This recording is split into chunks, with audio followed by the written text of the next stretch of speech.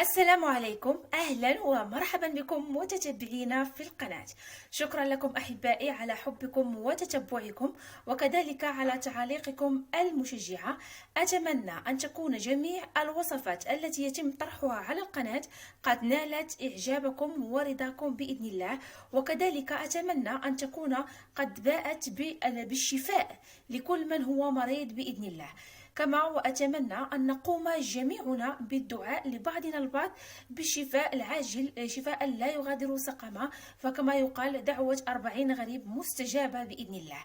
كما وصفتنا لليوم أحبائي كالعادة، أتمنى منكم فقط متابعة الفيديو إلى الأخير، لأنها فعلا وصفة رهيبة جدا مجربة، يعني وصفة الأجداد، وكانت تستخدم منذ القدم. يعني هذه الوصفة كانوا يستخدمونها الجدات وكذلك الأمهات منذ زمن يعني قديم جدا، والآن يعني مع وجود الأدوية وكذلك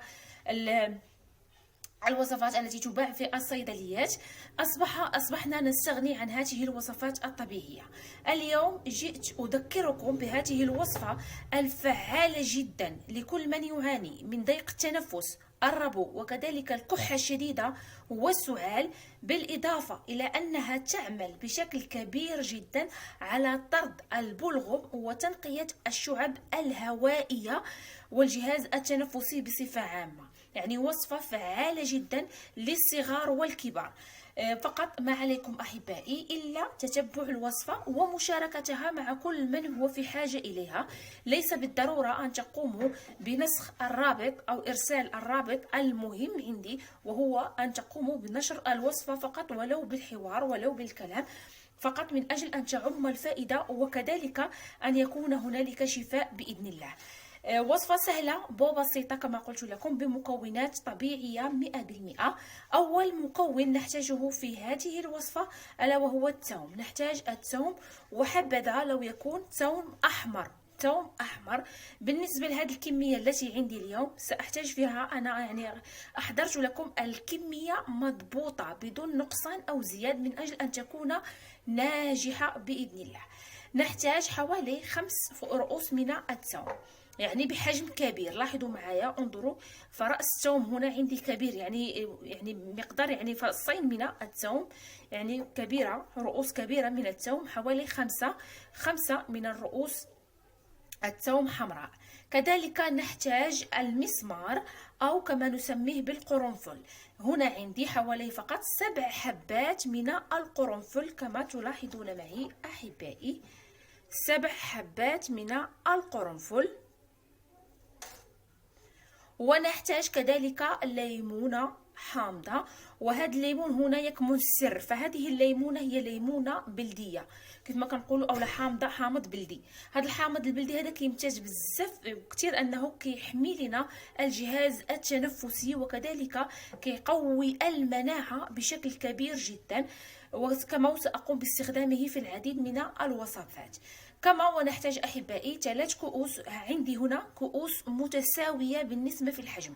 لدينا 3 كؤوس من الماء، 3 كؤوس من الماء مع كأس واحد من السكر الخشن. اليوم سنحضر سيرو يعني شبيه بالسيرو الذي يباع في الصيدلية، ولكنه محضر في المنزل طبيعي 100%، وإن شاء الله ستجربونه ويعجبكم. ولكل من سيقوم بتجربته ويعطيه نتيجة أتمنى أن يرجع إلى التعاليق ويعطيني رأيه. نبدأ على بركة الله. نحتاج لتحضير هذه الوصفة أحبائي إلى إناء أو لا كسرولة على هذا الشكل. سأقوم بإبعاد المكونات. كما قلت لكم أحبائي وصفة الجدات بامتياز، يعني رهيبة جدا، خصوصا للأطفال الذين يعانون من الكحة والسعال الشديد وكذلك البلغم، فهي خطيرة جدا. ومع اقتراب فصل البرد أو لفصل الشتاء، فهذه الوصفات يجب أن لا يعني يجب أن تكون هذه الوصفة تتواجد بكل بيت به أطفال صغار. نبدأ على بركة الله أحبائي. نقوم بوضع الماء. عندي هنا حوالي 3 كؤوس من الماء. الكأس الأول، الكأس الثاني،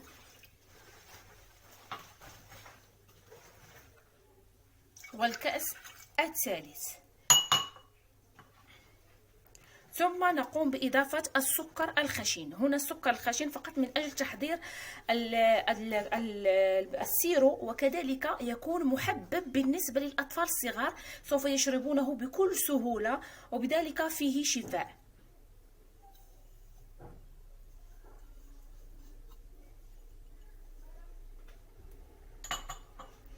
بعد ذلك نضيف حبات القرنفل على هذا الشكل، ثم نقوم بإضافة فصوص الثوم بعد إزالة القشرة. ضروري نقوم بإزالة ثم نضيف أحبائي الثوم الذي قمت بإزالة القشرة للثوم، 5 حبات، 5 رؤوس عفوا من الثوم كبيرة. بعد ذلك سأقوم بتقطيعها على هذا الشكل وإضافتها إلى الخليط.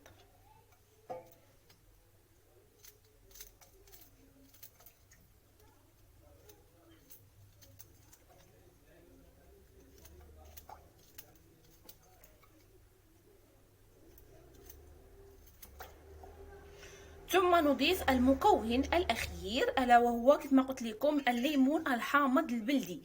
حاولوا انكم يكون عندكم حامض البلدي، فهو فعال في هذه الوصفه. واذا لم يتوفر يمكنكم استخدام الحامض العادي او الليمون العادي. نقوم بازاله الرؤوس من الجانبين، وبعد ذلك بعد أن قمت بغسلها جيدا وتنظيفها، نقوم بتقطيعها في الخليط على هذا الشكل، دائما قطع صغيرة.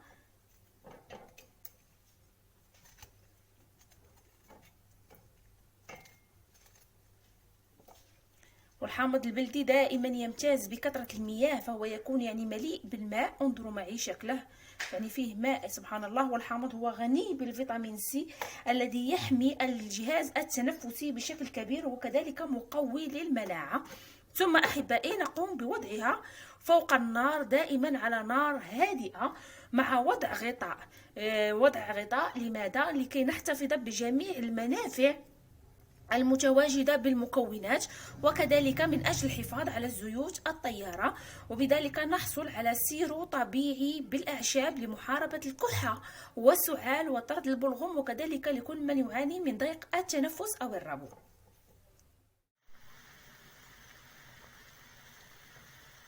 كما تلاحظون أحبائي، بعد أن قمت بإزالته من فوق النار، كما قلت لكم عند وضعه فوق النار تقومون بوضع غطاء من أجل الاحتفاظ بجميع منافعه، ثم تتركونه حتى يصبح على هذا الشكل كما تلاحظون معي في الصورة، على شكل سيرو، متختر وثقيل بالنسبة لكثافته. أما بالنسبة لطريقة الاستهلاك، فنحن أول شيء نقوم بتصفية جميع المكونات والحصول على المشروب فقط أو السيرو فقط. فالكاسرونة لا زالت ساخنة، سأقوم بوضع من أجل وضعها. بعد ذلك سأقوم بأخذ مصفاة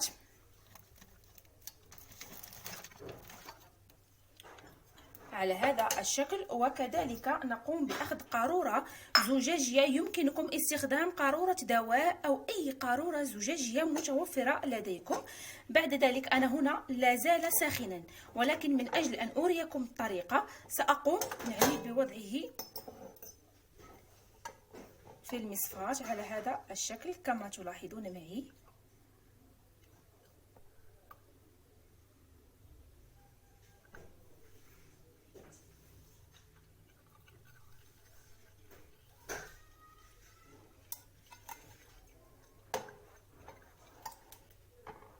انظروا معي إلى الليمون كيف أصبح، وكذلك بالنسبة للثوم فهو أصبح هكذا. انظروا معي. بالنسبة لحبات الثوم يمكنكم استعمالها في وجبات أخرى، كما يمكنكم إعطاؤها للأطفال مع زيت الزيتون. مع زيت الزيتون دائما قبل النوم، فهي فعالة جدا في طرد الكحة وكذلك السعال وتنقية الجهاز التنفسي والقصبات الهوائية كما تلاحظون معي. بعد ذلك يصبح أحبائي هذا هو السيرو الطبيعي الناجح جدا للتخلص من الكحة والسعال وجميع مشاكل الجهاز التنفسي. انظروا معي كيف يصبح، هذا هو شكله. رائع جدا. سوف تلاحظون يعني بمجرد أن تقوموا بتجريبه ستلاحظون الفرق بإذن الله. بالنسبة لطريقة الاحتفاظ تضعونه في الثلاجة ويشرب قبل الأكل. بالنسبة للكبار تشربون ملعقة كبيرة إلى ملعقتين على حسب الحالة. إذا كانت حالة متطورة تشربون ملعقتين قبل الإفطار، قبل الغداء وقبل العشاء. بالنسبة للأطفال الصغار دائما ملعقة صغيرة قبل كل وجبة. وصدقوني أنه بمجرد يعني 3 أيام بإذن الله سوف تلاحظون الفرق. يعني هذه يعني وصفة الأجداد بامتياز، كانوا يستخدمونها بشكل كبير جدا. كما قلت لكم أحبائي، بالنسبة للثوم الذي قمنا باستخدامه هنا كما قلت لكم يمكنكم تركه وسط السيرو إذا أحببتم، أما إذا لم تحبوا يمكنكم الاحتفاظ به على هذا الشكل. بالنسبة للمذاق فهو بما أننا وضعنا فيه الليمون فهو يعني مذاق الليمون فهو طاغي على الثوم، يعني لا يوجد أي طعم للثوم نهائيا، كما لو أنه مصنوع من الليمون فقط. كانت أحبائي هذه هي وصفتنا لليوم.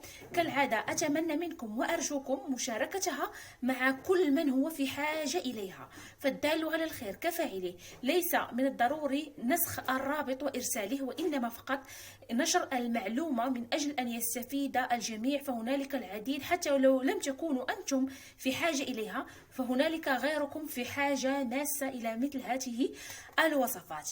شكرا لكم دائما وأبدا على حبكم. لا تنسوا وضع لايك للفيديو، وكذلك أنكم يعني إذا كنتم أول مرة تشاهدون القناة الضغط على الزر الأحمر من أجل التوصل بكل ما هو جديد وتشجيعي على الاستمرار بإذن الله. إلى اللقاء.